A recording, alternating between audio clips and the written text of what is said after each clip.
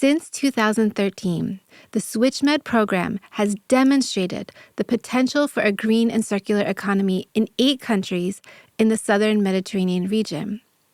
We say demonstrated, which is important to highlight because often when we refer to the transition to a low-carbon, just, and circular economy, we place ourselves apart from this transition.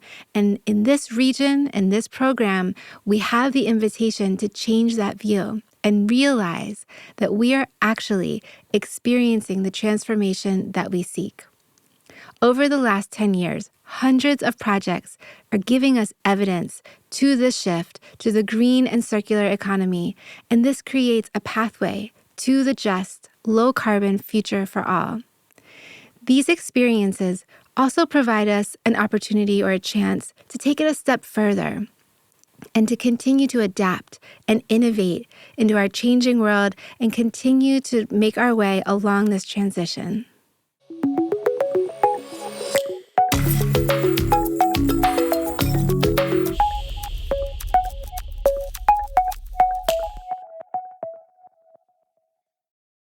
We are delighted to have with us today 2 very wonderful guests. Joining us from Beirut is Nada Sabra. She is a senior environmental expert who has been working with UNIDO in developing the Lebanese industry for 14 years. Nada holds a PhD in environmental biotechnology and is a university lecturer in the environmental field. Nada has around 20 years of experience in the management, coordination, and monitoring of environmental projects in Lebanon and in the Arab region. She has worked on projects related to green industries, solid waste management, and to the implementation of multilateral environmental agreements. So thank you for being here, Nada. We also have Ayman Elzahaby from Cairo. Thank you for joining us, Ayman. You are a technical expert at UNIDO, specializing in circular economy and resource efficiency, and energy management for industry. And over the last 10 years, you have been working in different roles in various developmental projects in Egypt and the Middle East region. During your work, you have acquired a lot of technical capacity to analyze resource efficiency related to the challenges in industries and evaluate opportunities to resolve those challenges, as well as capacity building for consultants and other stakeholders. So we thank you both for being here. You're bringing an incredible wealth of information and experience. And I wanted to start the conversation by trying to sort of tether the ambition of our sustainable future with what our actual experiences are. And this is something that we really need to do in terms of bringing our global goals into regional and local activities. So I want to start with the ideas we often refer to in our transition, ideas like sustainability and resilience and innovation. And I think that when we look at industry, we actually have a chance to see what those concepts actually mean. And so in particular, I want to look at the processing stages and discuss resource efficiency. We know that the circular economic or lens, the circular way of looking at things, lets us see and reveals to us different opportunities. And so I want to talk about the way that we might be able to capture waste, avoid pollution. I will start with you, Nada. You have a beautiful example of what is possible in Lebanon. And so I know that you've been working with capturing byproduct or waste from one industry in the dairy sector to create a valuable commodity that can have its own market. And I was wondering if you could share a little bit more about that work. Thank you, Tasha. In Lebanon, way valorization by UNIDO was within the framework of the SwitchMed program that was funded by the European Union and implemented in 8 countries in the South Mediterranean regions, among which Lebanon, with the objective of supporting these countries to switch toward more sustainable consumption and production patterns.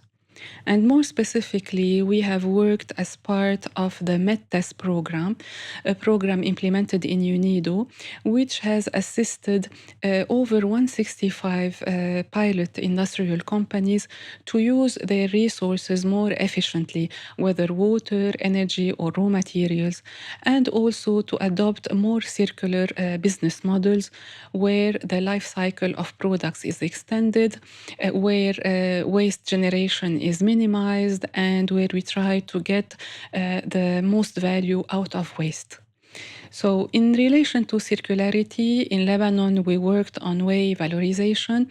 And we worked on this topic because the Lebanese dairy sector in Lebanon is very developed, but also because it generates large quantities of whey, this liquid effluent that is produced as a result of the manufacture of some dairy products such as cheese. And Lebanon produces around 200,000 tons of whey every year.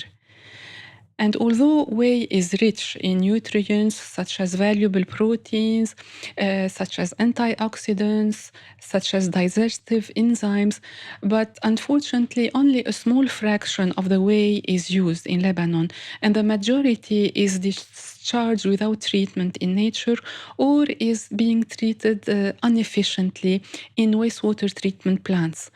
And this is causing serious environmental problems, mainly the pollution of water bodies like rivers and lakes, because the discharge of whey in these water bodies will automatically lead to a depletion over time of oxygen in these water bodies, and this will threaten aquatic life. And the problem is not only an environmental problem, it's an economic problem because when we discharge whey in sewage networks, we are also losing very valuable environmental and natural resources like, as I mentioned, these enzymes, these proteins, these antioxidants. The international solutions for whey consist mainly of extracting valuable nutrients from whey, such as whey proteins, in the form of powder. But this technology is very energy intensive and it's not very suitable for the Lebanese context because in Lebanon, energy is very expensive. So we had to think of a solution that is more suitable for the Lebanese situation. What did we do? We tried to develop whey valorization solutions that are cost effective and at the same time environment friendly. And in this regard, we partnered with pilot dairy companies and with researchers from academias in order to valorize whey into innovative, cost-effective, environment-friendly, and easy to manufacture food and beverage products such as whey-based spreadable cheese, whey-based liquid yogurt, we call it ayran in Lebanon, and whey-based fruit juices. And all these products were very tasty, and most importantly, they were also less expensive to manufacture compared to similar products found in the market but not containing whey. And also, they were very easy to manufacture by most dairy companies and SMEs with the equipment that they already have. So, in these initiatives, we supported companies to use their resources more efficiently, to lower the production costs, to become more environment friendly, and all this makes them more competitive and more resilient, especially in the difficult situation and economic crisis through which Lebanon is passing by. It's an impressive example because if it's something that people already in the region are able to bring into their businesses, it's an incredible opportunity. And it's, we are impressed by the ability to do something that maybe already exists in the market, but to do it more efficiently and more that more cost efficient as well as energy efficient, which is important in the region. So I think that the way example is really quite impressive. I appreciate you bringing that forward for us. I want to also turn to Ayman, because Ayman has another way for us to kind of begin to understand the value of these green and circular approaches, but in a different sector, in the textile sector.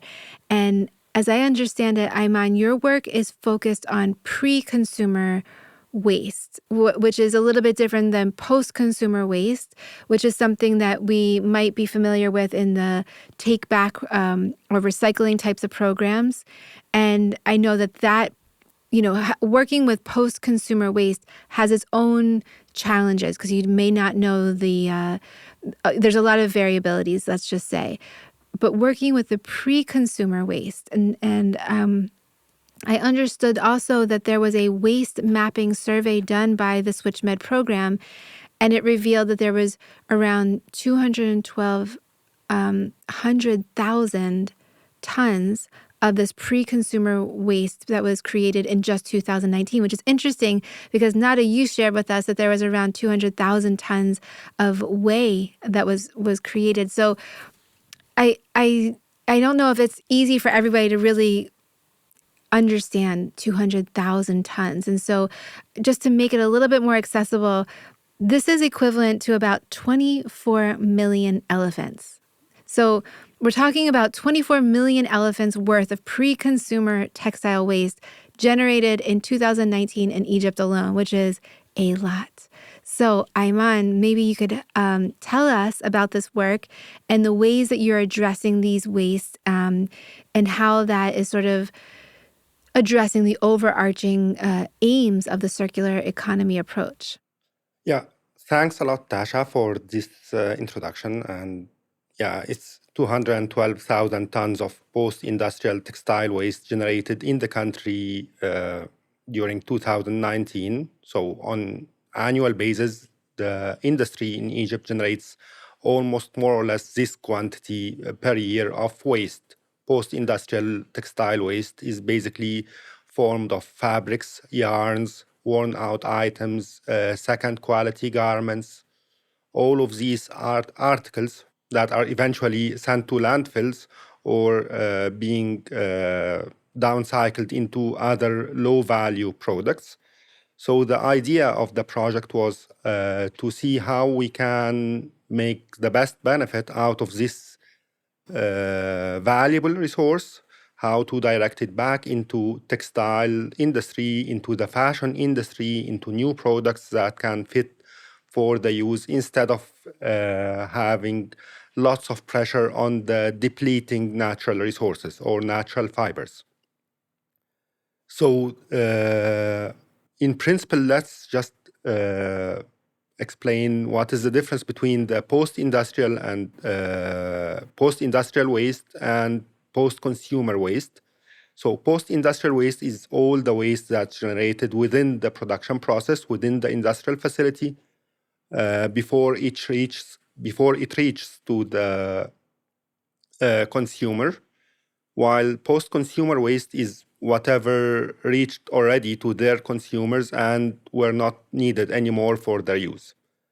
So basically, from a statistical point of view, we have lots of volumes of post-industrial waste generated that are more consistent in their properties, more consistent in their composition, as opposed to the post-consumer waste, where we need to have a take-back scheme to collect the waste and then to identify the proper composition of each waste. And that was one of the main reasons we focused on the post-industrial waste in the project.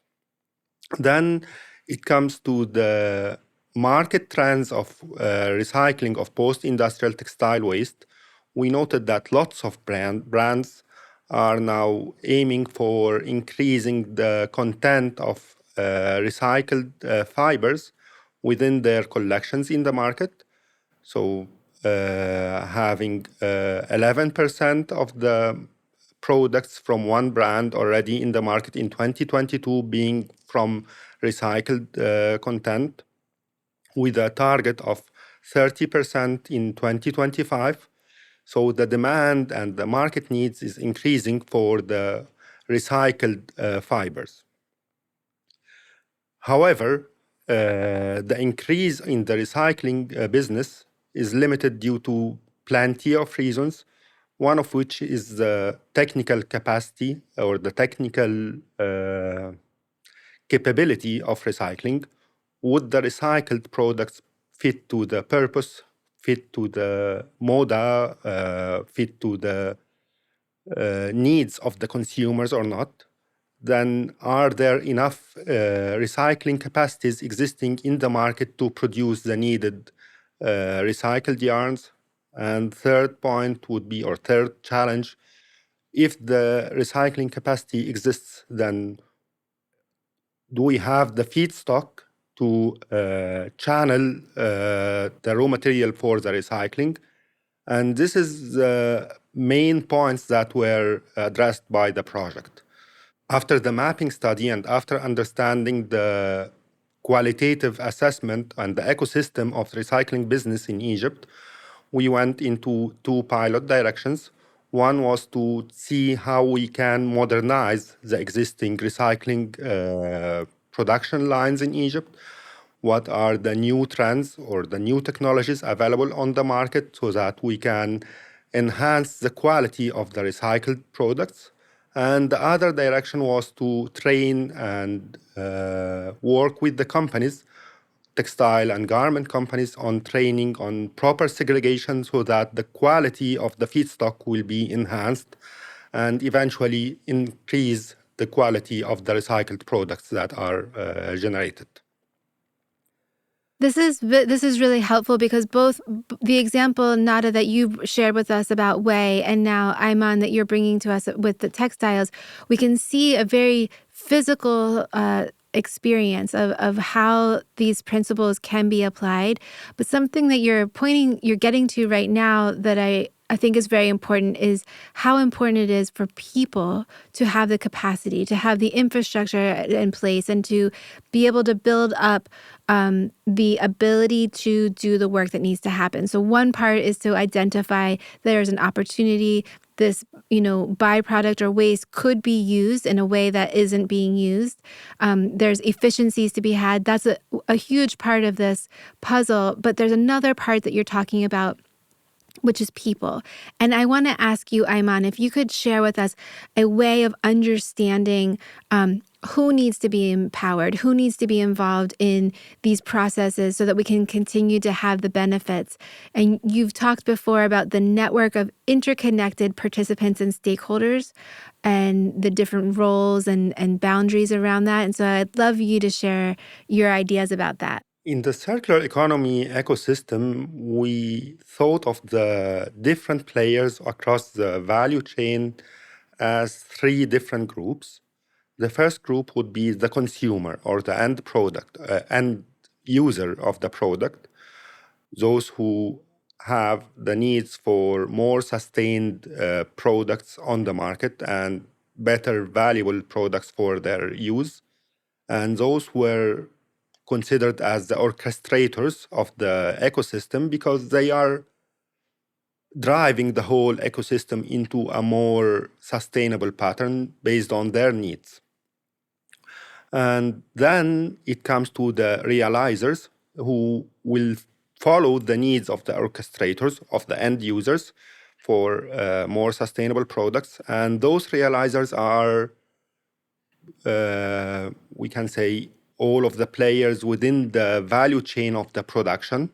So starting from the textile and garment making companies who are generating the waste, moving to the waste handlers, high-end and low-end waste recyclers. Those are the realizers who will exert the utmost effort to meet with the needs of the consumers.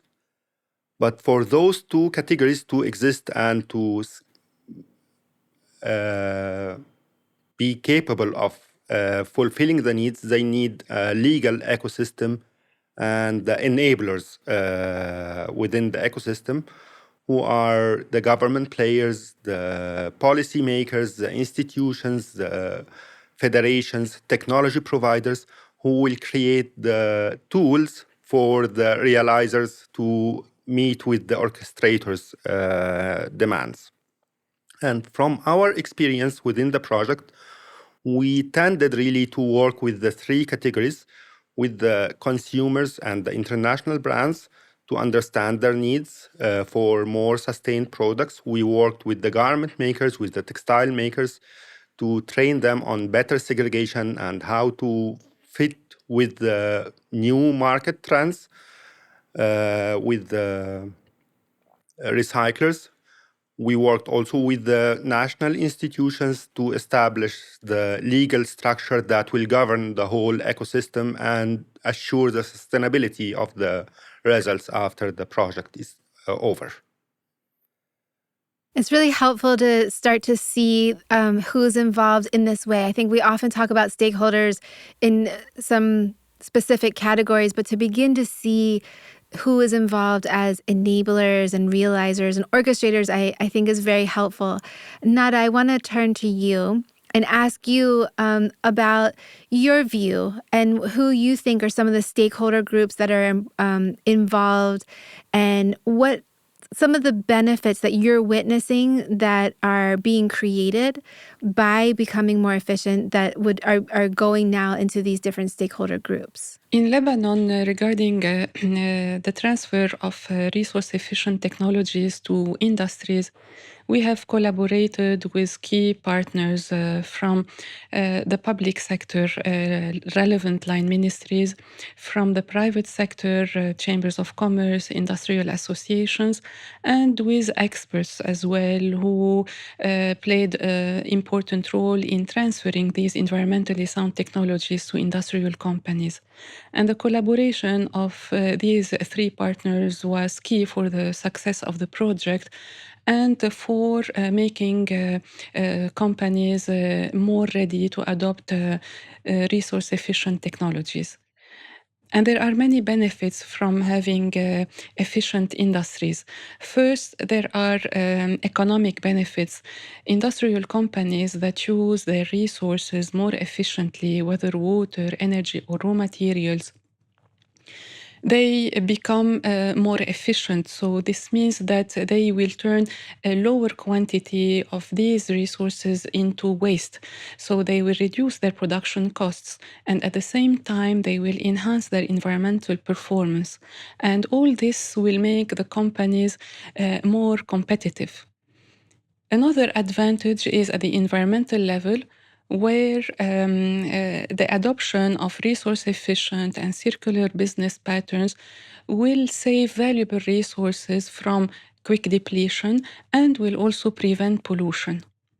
And to give example of these economic and environmental benefits, we can see the main results of the SwitchMed MedTest program in Lebanon, whereby we have, as UNIDO, supported 23 pilot companies from different industrial sectors and identified in these companies 257 resource efficiency measures.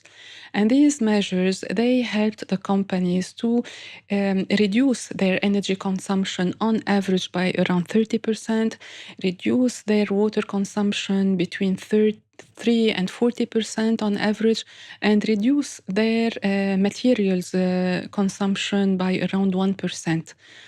And these measures were economically very attractive. They had average payback period less than 1 year and a half, and they allowed the companies to save around 5 million euros every year.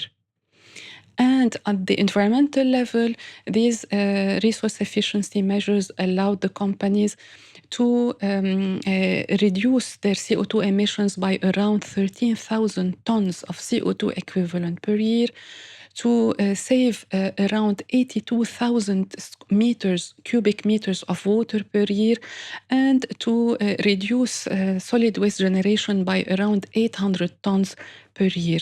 So these were the economic and environmental benefits of enhanced industrial efficiency. But We also have benefits at the level of human resources. When industrial companies become more resource efficient and adopt circular business models, they become more resilient, and consequently, they offer more job stability for their employees and can eventually open the door for new jobs in the area of resource efficiency and a circular economy. That really is an amazing sign of success, that not only are these efficiencies that are being experienced help the company or the business, but they also are now becoming benefits that are for the environment and for the communities. And securing livelihood is, of course, very important. And I really appreciate that you're helping us to identify the benefits that are happening. Again, when we demonstrate, this is not an idea. These are things that are happening in these projects. And so it's very helpful. And it also gives us that opportunity to take the demonstrated benefits and continue to apply innovation. So Ayman, I want to turn back to you and ask you, if you could maybe highlight for us, as we're moving forward and we're continuing to take these demonstrated benefits and apply innovation and try to look ahead, there's a roadmap that's recently been published. And maybe you could just give us a little insight and highlight of what is in that roadmap. Yeah, the move towards more circular models within the textile industry. As we speak now, I think the question is not whether or if the circular business models will dominate the fashion industry in the future, but the real question would be when it will dominate and where it will be dominating. Which country will act as a hub for recycled products and valorization of textile waste? And who will be the leader on that market? And I guess from basic knowledge that companies who already have existing textile industry have better opportunities because that's where the waste is generated. That's where we have the spinning, weaving, and garment making industry, which are of utmost importance for the recycling business to flourish. So companies now are in a competition, let's say, to attract more investment and more business models for recycled yarn production, for recycled products, for higher value of textile waste. And Egypt has a good potential for that to act on that domain, because simply we have the cotton cultivation, we have the vertically integrated industry, plus we have the resource of 212,000 tons of waste that are being generated per year. So it gives us a better positioning on that competition. However, from the pilot and the demonstration that we worked on, we noted that there are few challenges that need to be tackled mainly by the enablers of the ecosystem to have the circular models to flourish in the country. And those challenges were formulated in a form of a roadmap with 7 objectives and 10 actions on the short to medium term time horizon, working on directions like mitigating or enhancing the legal ecosystem to enable better recycling business to flourish in the country, but also to reduce the waste from the source, which is the first action to be taken for the circularity, as well as to attract and promote for new investments in different recycling categories, from the recycling of the cotton up to the recycling of mixed fibers and recycling of polyester blends. Introducing the principles of circular economy in the educational curricula and for the design schools, So all of those actions were formulated, plus other actions, of course, but I don't recall all of the 10 for the moment. So those were formulated on the roadmap, which is available together with the mapping study on the SwitchMed website. So for any of the audience who are willing or have interest to know more about those, they can check it on the website of SwitchMed, or the link that I suppose will be shared by the end of this podcast. That's right. We'll make sure for our listeners that we have show notes, and we can absolutely put a link into that roadmap. So thank you for making some highlights for us. I think that it's really important for the spirit of a transition to be able to look ahead. So the roadmap is really important to, address what we've accomplished, but also to keep that horizon in sight and to keep moving towards the horizon. And sometimes on that journey, I know that it's important to be able to take ideas of what we think is really important and then ground it in what's actually happening. And so, Nada, I want to ask you, you have that experience in your country with Lebanon. I know that we have great ideas, but then things happen, right? So there's been very real and very critical challenges that the country has faced that has led to, the collapse of a banking sector, for example. And I want to ask you what your thoughts are about how we can remain adaptable and make sure that we don't lose the progress and continue our momentum. And I also want to ask you if you can speak to, the ability to recognize what's been, already successful so that we can continue to amplify it. In Lebanon, the METES 3 project that started in October 2019 and ended up in March 2024 was initially designed to upscale industrial resource efficiency in pilot industrial zones. However, the severe financial and socio-economic crisis that manifested in Lebanon in October 2019 and that added up to in later years to the COVID-19 and then to the massive seaport explosion in 2020. Given these crises, we had to amend the project strategy in order to adapt to the changing country situation.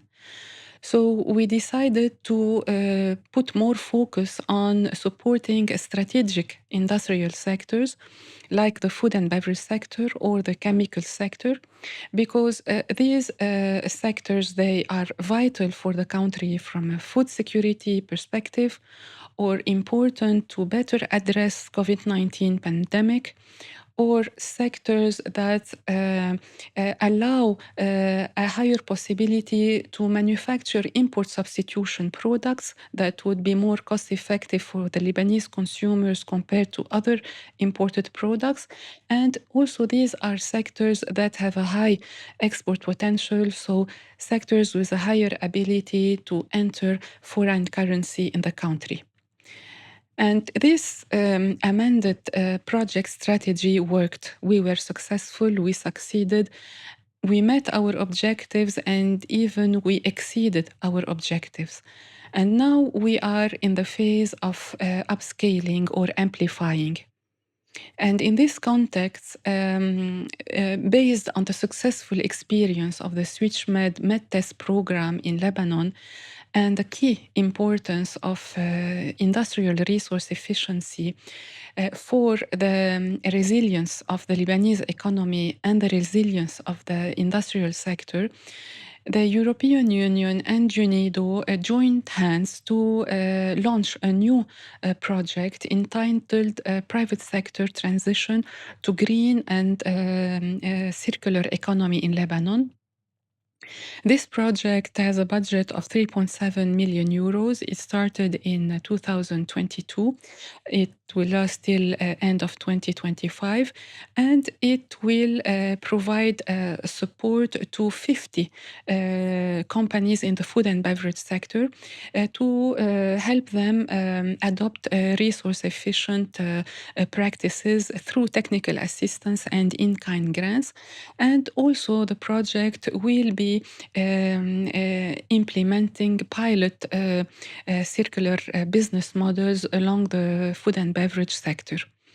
And as of 2024, the beneficiary companies of this project will be able to benefit from a new EU EBRD finance support program that will help these companies to implement resource efficiency and circular economy patterns in Lebanon. I want to thank you both for bringing these incredible examples, both from the food and beverage sector as well as from textile sector, to help us to try to understand how much the industry efficiencies can really demonstrate benefits. And it's been really wonderful to hear about the different kinds of benefits, as well as how we can amplify those benefits, continuing to move forward on our collective journey in this transition. And I particularly appreciate all of the resources that you've shared. And I want to make sure for our listeners, we let you know that we will have our show notes with links to the guests as well as these resources. We thank you both for joining me today. And I encourage our listeners to check out the other episodes of our SwitchMed Connect podcast series. Thank you.